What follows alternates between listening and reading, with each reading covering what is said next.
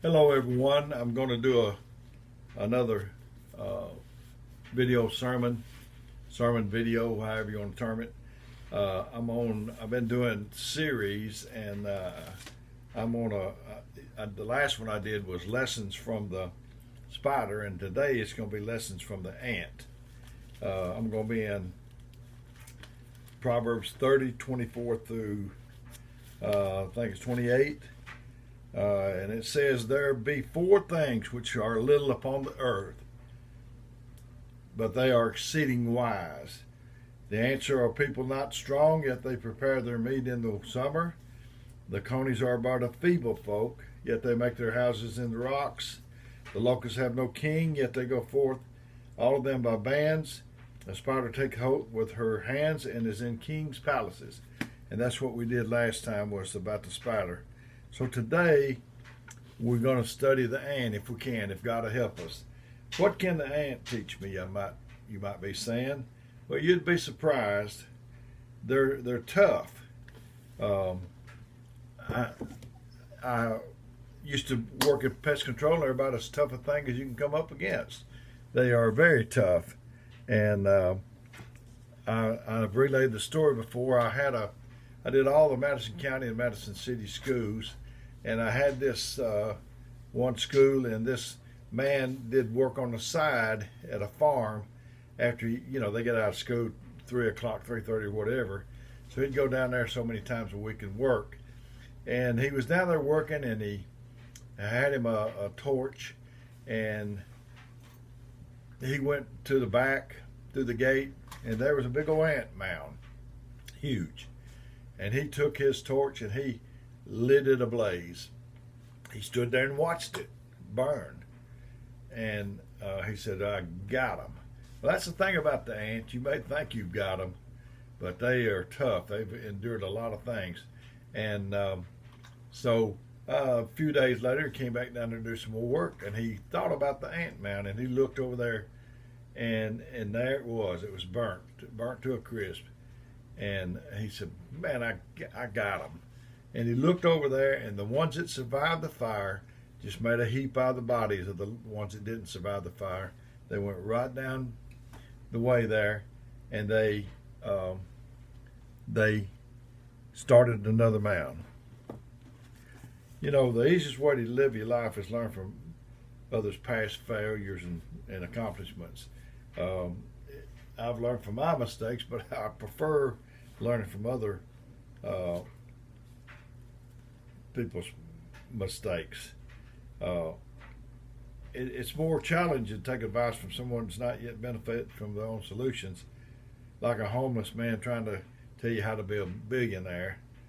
Ants, on the other hand, fall into the successful categories, and they can teach us how they succeed time and time again.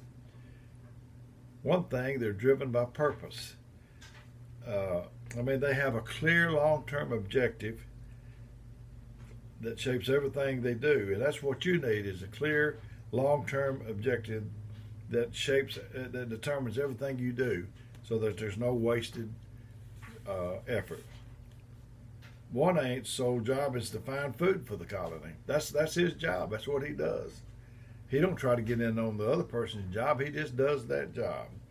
This is his purpose, and he spends his time and energy. And so, since that's what he does all the time, and he puts his time and energy in it, it compounds his chances for success.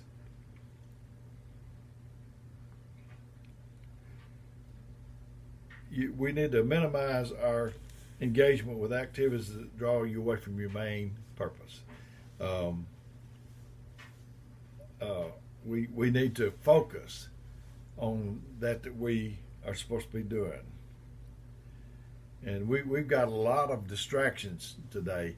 It said, "Let the words of your mouth and the meditations of our heart be acceptable unto thee," something like that. And we don't have time to meditate, but we should, because Jesus had a garden spot. He liked to get off to himself. Ants work as a team. Now there you go, brothers and sisters. Ants are team workers and work together in order to achieve something great. In the same way, in order for you to achieve something great, You must align yourself with others who can help propel you to another level. I learned about a word called synergy when I was in school, and the best I remember, uh, it means that as a team, uh, the parts together can do more than the individual parts on their own. Uh,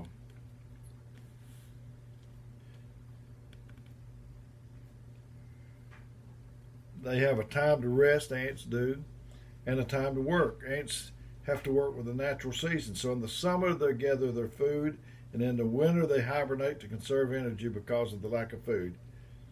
So we need to know. We get burnout, so we can't do everything. We have to reserve what we're going to do for the things that matter the most.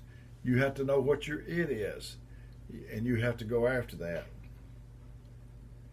Ants think big. Ants may be tiny, they may seem insignificant on the planet because of their size, but their colonies build and contribution to society is extremely significant and great. What big dreams do you have for your future? Pursue those. No matter how small you think you are, you should always pursue something bigger than yourself. You need to be relentless. You need to be consistent. And you need to be thankful. Ants prepare ahead. They prepare the food in the summer because they know there'll be a time when there'll be no food to find in the wintertime.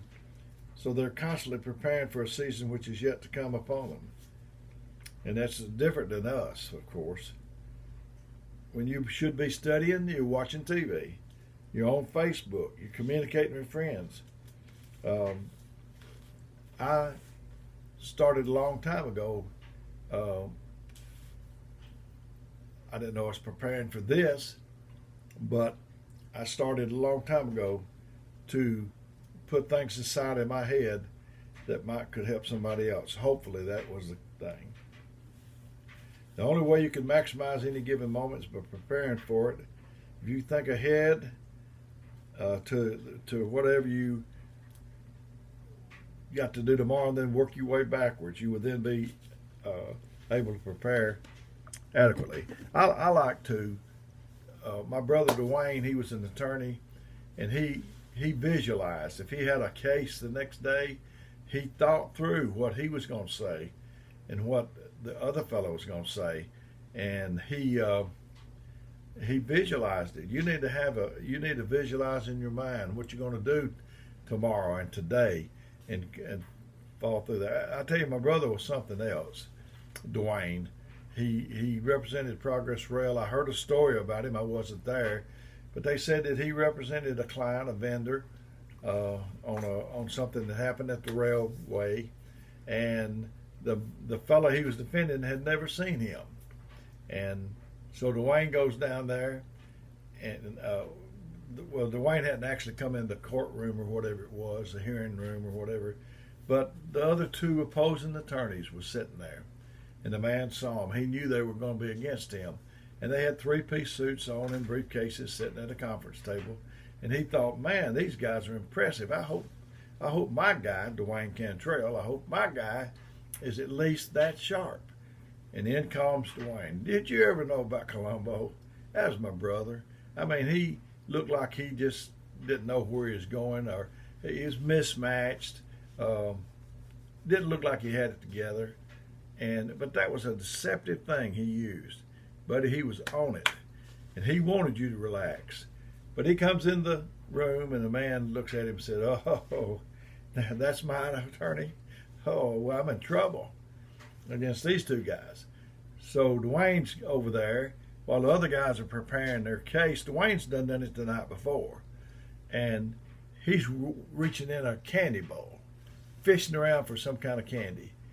And I wasn't there, but they told me, I think more than one person said that Dwayne blew him out of the water. You got to visualize what you're going to do. You have a tendency in your subconscious mind, I'm told, to complete the picture that you've got in there. So your mind, subconsciously, unconsciously, whatever, goes to work to complete that picture that you've given it. So give it successful pictures. Ants carry workloads they can handle. Although they're small, ants can handle up to 100 times their weight. Ants serve one another. Living for yourself that's a pretty lonely thing. That's like the Maytag repairman. Serving other people one step further asks, what can I do for you? You start to live beyond yourself and purposely contribute positively to others. When few ants in a colony infected by a fungal disease, they spread the disease through the colony, licking it off one another, and each ant receiving as much of the disease as the individual immune system can fight off effectively. A man did a study to show he could keep food unopened in a room and keep ants from getting to it. In the center of a large room, he placed a huge tub filled with water. He placed a bar stool in the middle of the tub, and on the bar stool he put a plate of chocolate candy. Around the tub he painted a wide band of slow-drying glue. He sealed the room tight. 6 days later he checked the room. The ants were all over the candy. How did they manage this? The first obstacle was the glue. Hundreds of ants sacrificed their bodies to become a bridge for the others. The water was the second obstacle. The ants carried up a little bit of grass and wood and put them together with their spit to form a bridge to swing across the leg of the bar stool. Another kind of ant took an easier route. They just simply climbed up the wall to the ceiling above the stool and dropped down on the chocolate. Another example of persistence is the soldier of marching ants of Malaysia. They march across the jungle, devouring what is in their path. If they come to a river they want to cross, some break away from the group, and a few go upstream, and a few go downstream till they find the exact spot to cross. They go back to the colony and somehow communicate which way to go. The spot they choose is a sharp bend in the river where the water happens to be flowing diagonally. The ants interlock with each other to become balls around the size of coconuts, then roll down the bank into the river and let the current carry them across. On the other side, they untangle and continue their march. And it's been discovered that certain kinds of ant have a passion for the sweet glandular substance given off by the caterpillar of a large butterfly. They become so addicted to it that they even seek out the supplier and carry him to their nest with delight. But they unwittingly bring home the enemy in disguise, for the caterpillar gorges himself exclusively on ant larvae.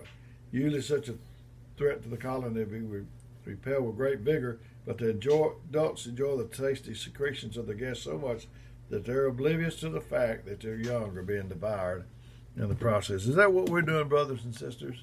Are we bringing the enemy home? Are we bringing the enemy to church with us?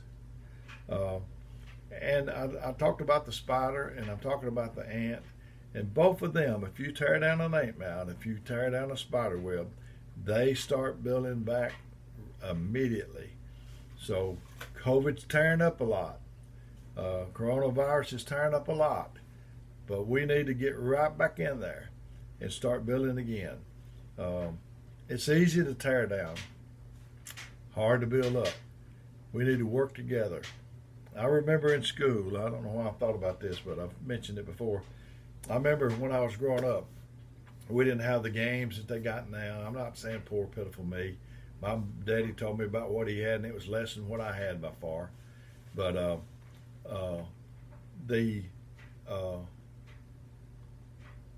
we played kick the can and Red Rover, and hide and seek. But Red Rover, we'd stand in a line. There'd be another line of others over there opposing us, and you would say, Red Rover, send so-and-so right over. And you tried to pick the weakest one, the weakest link or whatever, and they'd come over. And we didn't hold hands like this. You know, you formed a band like that, and we was up close to each other. There is a spirit that is trying to get between the children of God. I'm telling you it is. You believe me or not? I know you believe me. And it's trying to get in between us. And we need to get close as we can. And that's where our strength lies, is in our unity. I've been a little longer today than I usually do, but I felt like telling you this. I love you. I've been given my number. It's 256-508-4410. And If you need me, you can call or text me. I probably won't get back with you right away, but I'll get back to you just as soon as I can. Why are you doing this, Brother Dale? Well, I believe that God's drawing me to do this, and I care about you. I care about you very much, and I just want to try to help you some way. If, like I say, if you need me, let me know. Let's love one another. May God bless you.